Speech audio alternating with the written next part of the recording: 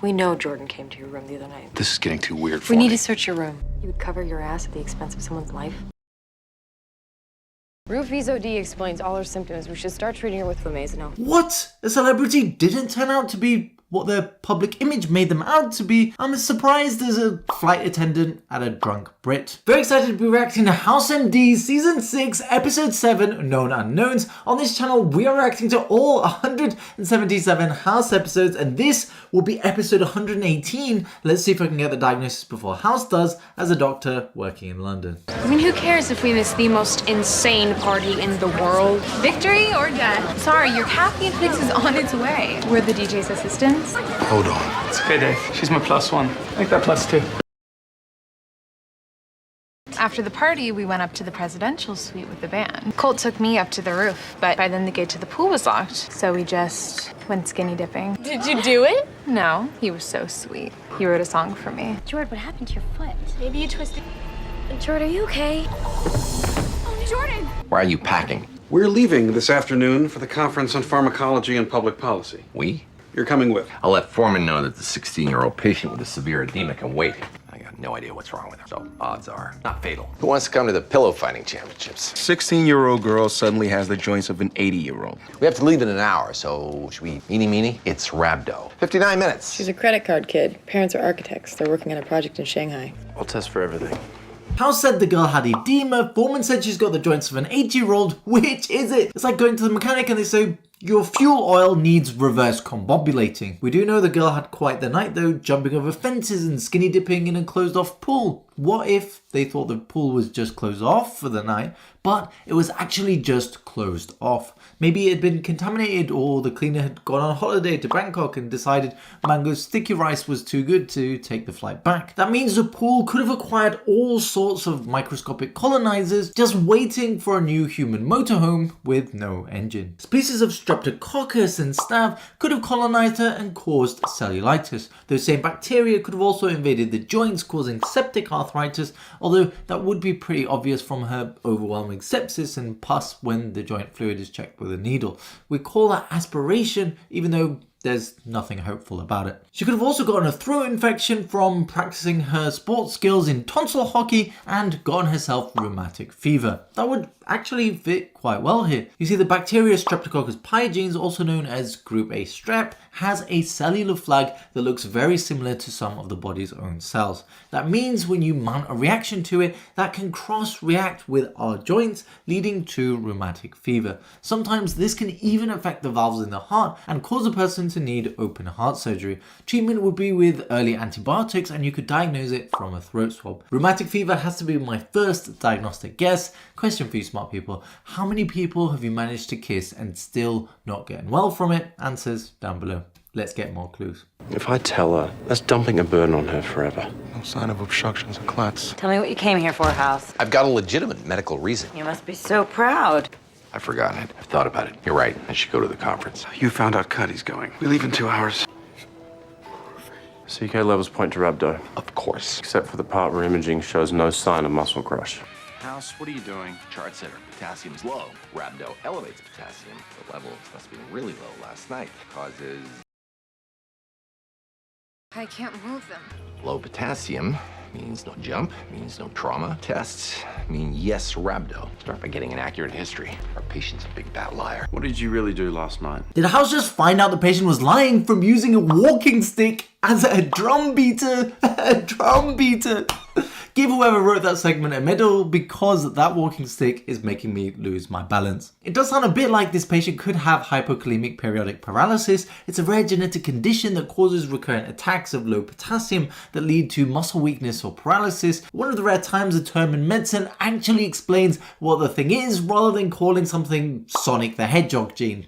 That's real, by the way. So what triggers these low potassium attacks? Stress, cold, eating too many carbs, infection, and a few other things. Playing the drums usually isn't one of them though, which makes me wonder if the paralysis is less related to potassium and more related to the concurrent movement. We would call that fatigability, and that would make something like Myasthenia gravis more likely. But we all have a ton of complex processes that must happen without a hitch for us to do something as simple as twitching a muscle or winking. One of those processes happens at the point where neurons connect to our muscles, called the neuromuscular junction. A neurotransmitter called acetylcholine is released into the space, which is detected by the acetylcholine receptor. This activation then triggers a cascade of events which contracts the muscle. In myasthenia gravis, the person develops antibodies against that receptor, which means that only a certain amount of acetylcholine can be detected. Once this smaller amount saturates the receptors, then this contract stupid muscle signal will become less and less effective, which can lead to paralysis. Imagine life with no winks. Probably be better, to be fair. It's 3 times more likely in females when they're under 40, it's pretty rare and could explain her symptoms. We can test for that antibody and make it better by giving it an enzyme blocker that stops acetylcholine in the junction from being broken down. How does that relate to the Pinocchio version of yesterday's events? Could she have been spiked and that caused a muscle breakdown because she was laying on her side for too long? Also, I love how House has gone from a firm believer in pillow fighting championships, which are real by the way, to conference connoisseur simply because Cuddy is going to be there. Sounds like a recipe for mischief. Let's see what happens. We need to know about any drugs or alcohol. Okay, we didn't spend the night with the band. Have you heard of Stiletto, Warrior Queen of Space? A freaking amazing new sci-fi series, and they're filming the motion picture now. So what actually happened last night? And I found out that Jeffrey Keener's gonna be there. This is the creator of Stiletto issue #1. He's a god. We just followed him around. Discreetly. We played it so cool. For 2 hours, we lived his life. Hotel manager says mom and dad were charged for food and a room, 3 pay-per-view episodes of Stiletto. Dig in. Lunch is on the Adams. She's 16, all about body image, and she obviously worries about fitting in. Bulimia would account for her symptoms. You didn't tell me you were giving it paper. No sign of tears. It's not bulimia. Baby, how are you? Jordan. Normal sinus rhythm. Heart rate's fine. What is going on? She's bleeding around her heart. Acute conditions limit us to toxins, infections. Talk to our little gossip girl. You need to know exactly where she's been and what she's done in the last 24 hours. We just followed him subtly, but also lived his life for 2 hours. Ever so slight disconnect there. There's a line before comic fans become court orders, and it's been obliterated by the dust of just their evening. But what about the rest of their 24 binocular-filled hours? Some observations though, she seemed to get paralyzed when her parents came back, which means that stress could be the trigger for her paralysis. We also know that her heart stopped because there was bleeding around it, which again does fit more with an autoimmune condition, although the team have been talking about toxins and infection. What infections could cause something like this though? Polio could cause odd paralysis like this, but wouldn't lead to bleeding around the heart. Also, that paralysis wouldn't just be triggered by a parental reunion and wouldn't be quite so reversible. But polio also has been eradicated in the West for pretty much half a century. Thinking about toxins, it could be every esthetician's favorite, Botox, especially if she had improperly canned foods. That could lead to muscle paralysis, but the condition botulism has a 5 to 10% mortality rate. There's also something called saxitoxin, not sexy toxin, which is produced by marine flagellates, which cause shellfish poisoning. Pesticides and heavy metals could potentially do it too. Really tough case. Also, I love how they just stab them in the middle of the chest on TV like there's no bone there or no heart directly underneath. Draining fluid around the heart in tamponade is a very intricate process in real life, which usually needs ultrasound guidance. You're quite literally trying to find a 2 centimeter gap between what is essentially the heart's scrotum and the heart itself. Just an inch too far and your needle will be sucking out more blood than any syringe can hold. Will be interesting to see what else these girls have been getting up to. Time to do some digging. Welcome to the convention, Dr. Perlmutter. We stopped at Bruce Springsteen's house. Don't joke around. Just tell him the truth. My God, why are you lying? How could you not believe me? Last night, do you remember 2 girls, about 16? They were hard to miss with the giggling and the staring. A bleed in her brain is affecting her thalamus, causing her to lie. You two were never apart? She told you she went to get ice. House, 1980s. You like? I'm okay. Remember the last time we danced? Med school. I wasn't gonna call you. No, don't do that. Figure out where things would go from there. And I was expelled from my first med school and didn't see any point. I should go to my room. Okay, did the team just show that there was a bleed in the brain by it coming out of the ear?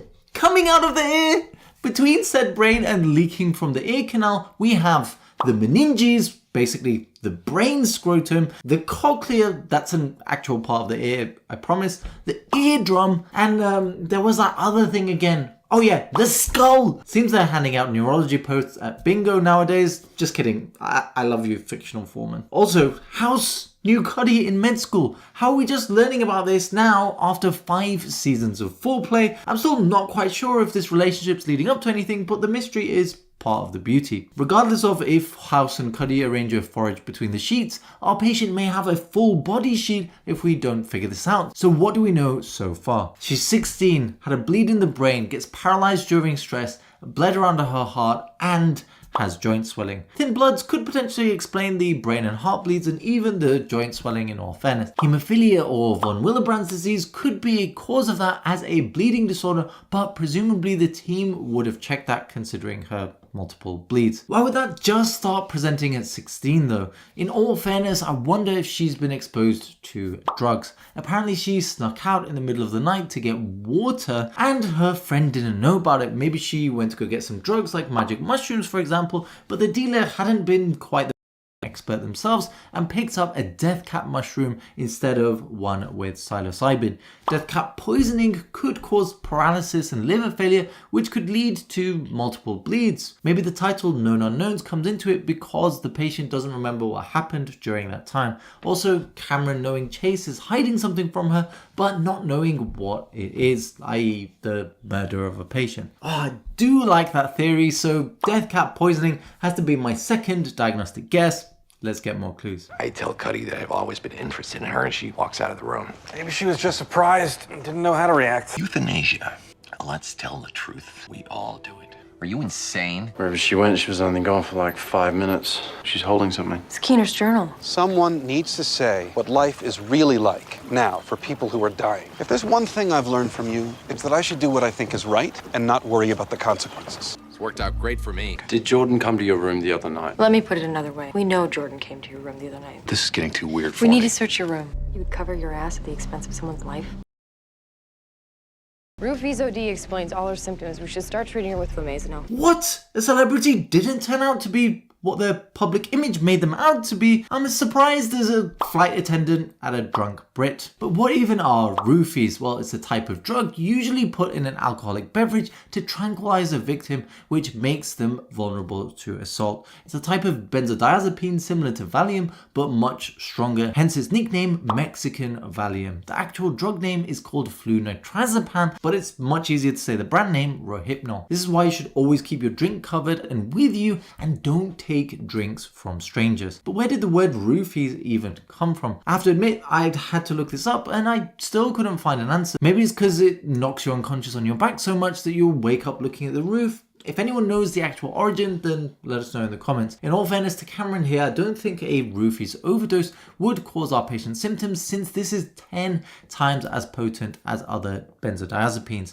That means an overdose would lead to someone being in a comatose state, not lucid enough to lie to your friends and getting paralyzed then hours later.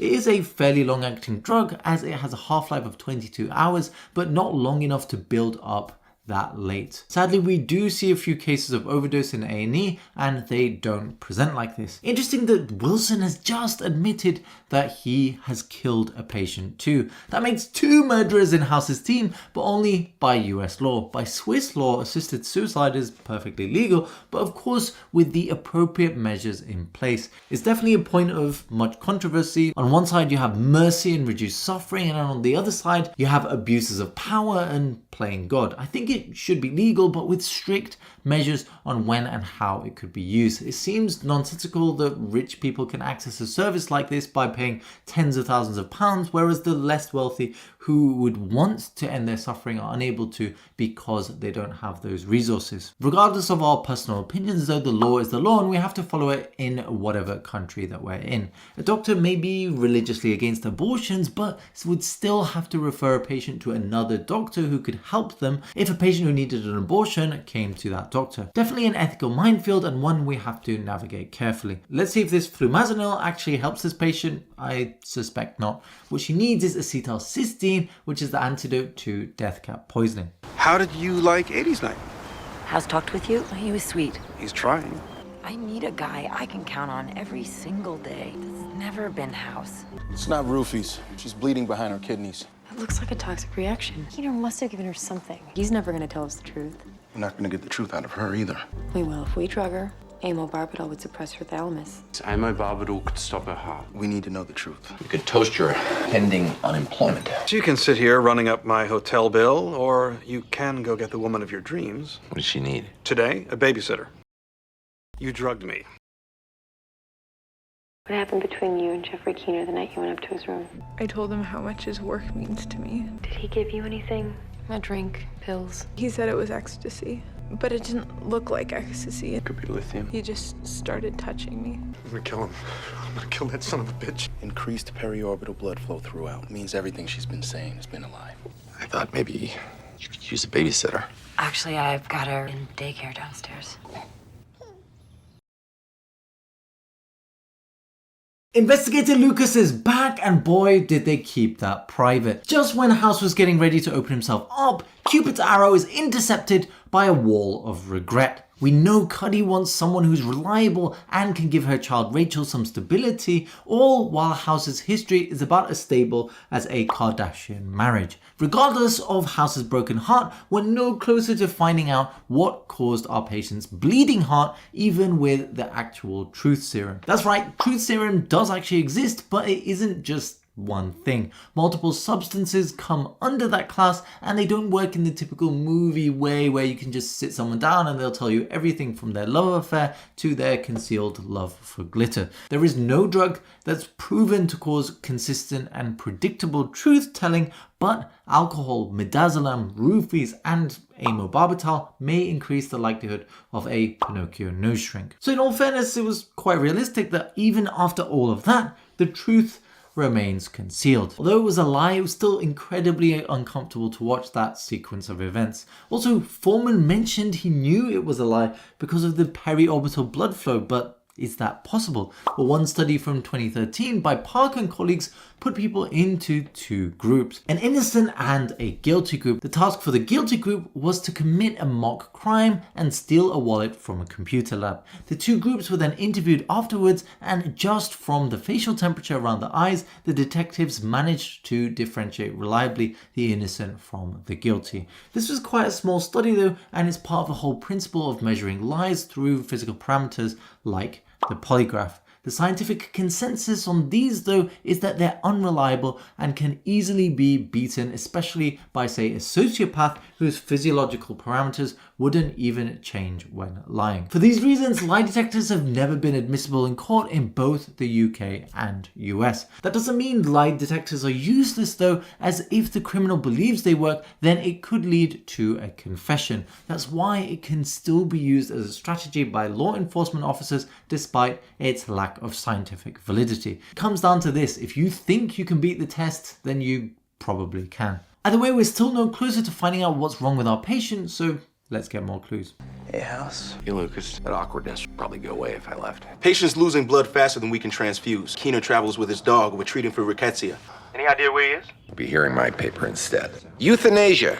Let's tell the truth. We all do it. I showed him how to use the morphine pump. The machine only gives out so much. To override it, you need to enter a special code. The code is 328. I said it loudly. So I told him I'd be with him every step of the way. I broke that promise to cover my ass. I was wrong when I wrote that. I've never given any less than my best. I know that I gave that man everything I could. I know that he knew that too. Doctor! Not many people would have your courage. Thank you, Dr. Perlmutter. Before I start shouting, Foreman says they're looking at rickettsia. You wanted the paper out there? It's out there. You got no good reason to be angry with me. There are 10,000 oncologists in this country. But only you would feel guilty enough. Okay, epiphanies aside for the moment, is Dr. Perlmutter about to be charged with assisted suicide with the conference notes as evidence? Genius from House. Surely though, if House is such a famous diagnostician, then people would recognize his face. Either way, this makes for incredible television. Now we finally have some spicy clues. First, we know that Keenan travels with his dog, and now we know that House's epiphany moment happened when he was talking about feeling guilty. But how could that be related to the patient's presentation? Well, the patient did mention she felt guilty when she was on the truth serum and she was talking about her failing her parents. We also know that she's obsessed with her image and her parents were away, so maybe the guilt she feels is because she failed for a different reason. In all fairness, all of her symptoms could be linked to an overdose of rat poison. Maybe that isn't related to Keener and his dog at all, and she went out that night to have that poison because of the covert depression she was experiencing. Treatment would be relatively easy with vitamin K and prothrombin complex concentrate, but they would have really found it easily by checking her INR. It fits quite well, but isn't so high up on the spicy scale. Seems she wanted to blame Keener for her own overdose of pills. I'm going to have to go with self-inflicted overdose, probably of rat poison, as my final diagnostic guess. We are locked in. This house. Take down the bags. It's the blood that's killing her. Your daughter has Vibrio vulnificus, courtesy of a few scrumptious oysters on the half shell. All oysters have Vibrio, but almost no one has hemochromatosis. More blood, more iron, more bleeding, more blood. High doses of tazidine for the Vibrio and chelate for the hemochromatosis. Why keep it a secret? I just don't advertise my personal life. About what happened that night. I never even got up the courage to knock on his door. He looks like a guy who'd be there every day. What you said to me up there, thank you. Someone could have recognized you. First U.S. conference I've attended in 15 years. You say you're not having an affair. You're not having an affair. Tabala, we didn't actually lose him. I killed him. And a problem shared is a problem halved, but something tells me that exponential growth is on the other side of the halving. Also, hemochromatosis and a flesh-eating bacteria. Very spicy mix. That is more like it. I have to admit, I would have never gotten that in all fairness. House picked it up because the patient got worse after getting transfusions. I don't understand how she was losing so much blood though to require those transfusions in the first place. Maybe sepsis could have eaten up her clotting factors, causing something called disseminated intravascular coagulation. Sepsis and overwhelming infection tend to be quite obvious though with sky-high white cells and CRP. I have to admit the diagnosis, although interesting, isn't the team's most accurate work. Either way, it seems like Wilson will be experiencing a lot more of House's company for the foreseeable future as his love interest is investigating other options. Interesting episode, I have to say. 8.1 out of 10 entertainment, 5.5 out of 10 accuracy, 7.8 out of 10 diagnosis. This episode doesn't make full sense until you watch the previous one where a patient is convinced his demise is imminent here.